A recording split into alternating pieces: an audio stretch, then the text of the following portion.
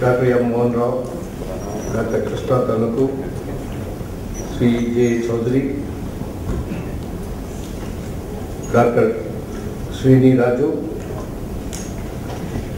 Right Lieutenant Bipin Chandra, my dear friend, Speaker of the Legislative Assembly, Suresh Reddy ji, Mr. and Mrs. Kar, distinguished delegates, members of the press, friends.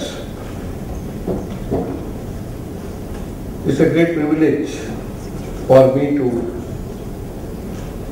associate with this great event, fourth in series, the convergence of select group of entrepreneurs, venture capitalists and accommodations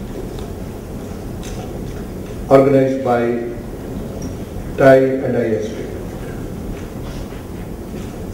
The theme is more romantic, like the next 800 million opportunity. In the current economic situation, doom and gloom, it would be worthwhile to quote from a recent McKinsey report on opportunities in Indian market. Before I proceed on that, I think it's more appropriate to quote Shakespeare's play, The Tempest, Act 3, Scene 2. More appropriate because the brave new India, brave new world is so beauteous that even the monster Caliban is moved. I quote The Tempest. Be not afeard, the isle is full of noises, sounds and sweet airs that give delight and hurt not. I think we are in that situation and not to be frightened of. When Dr. Geeta Reddy is here, you are talking about the incubators. My daughter in the States once sent a photo of two twins. One twin died, not died yet, another quite healthy. The nurse of that, it is, I think I was told, it is against the rule of the, health environment that, you cannot put the dying child in the same incubator as the healthy child. But that nurse had broken the rule. She put both the babies in the same incubator, and the healthy baby puts her hand around the dying baby, and the dying baby breathes and survives. This is a great event which impressed me because of that back. So, if there is a connect between the haves and have-nots, the large prosperous and the poor countries, developed and developed countries, developing countries, and the small investor and the small entrepreneur, big investor and a small entrepreneur, I think there is no reason to be frightened of. Now all these convergence and the meets are going on in a very sophisticated way. But I was the most unsophisticated, small-scale minister, not like you, big minister. I was a small minister in 70s.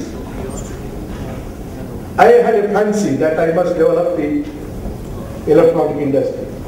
Very simple, computers.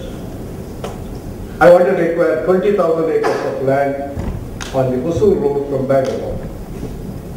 I wanted to establish an electronic city there. Then my entire cabinet laughed at me. Said, "Mr. don't do that. We are not going to give you even a pie." I said, "Don't give the money, and I will get money." I put all the bank chairmen together and said, "You must finance me to acquire this land." Then my government said, "We are not going to give you an IAS officer for the chairmanship or the managing director." I said, "I don't want." I prevailed upon one of my friends who was in BEN, one is Baliga. He said, Moily ji, till my death, your government will not settle my pension. I'm prepared to come. He came. We worked. That is Electronic City today in Bangalore. And Mr. Narayan, he wanted to go to Pune. And he came with 10,000 rupees to me. He wanted a plot in Electronic City. I said, keep that money as working capital. I will give the finance from the Finance Corporation, Karnataka Finance Corporation. I will give the job work till you get your own job. He started in that Electronic City. Today, the export from the Electronic City is more than 60,000 crore per annum. Understanding this, what is mindset, that is very important. We can do it. I don't think any state, including Andhra Pradesh, can beat Karnataka on IT. Because he laid that firm foundation. So I was telling that, a quote from the report of McKinsey, we said, in the current, to respond to the current situation, I quote, India's consumer goods market is expected to reach $400 billion by 2010, which would place it among the 5 largest markets in the world. Real average household disposable income has roughly doubled since 1985. With rising incomes, household consumption has increased and a new Indian middle class has emerged. Within a generation, the country will become a nation of upwardly mobile middle class household, consuming goods ranging from high-end cars to designer clothing. In 2 decades, the country will surpass Germany as the world's 5th largest consumer market. Companies that fall into understand the unique desires and tastes of the new Indian consumer will miss out on a $500 billion strong market that, along with China, ranks as one of the most important growth opportunities of the next 2 decades. Since 1985, the ranks of the deprived have fallen from 93% to 54% of the population market.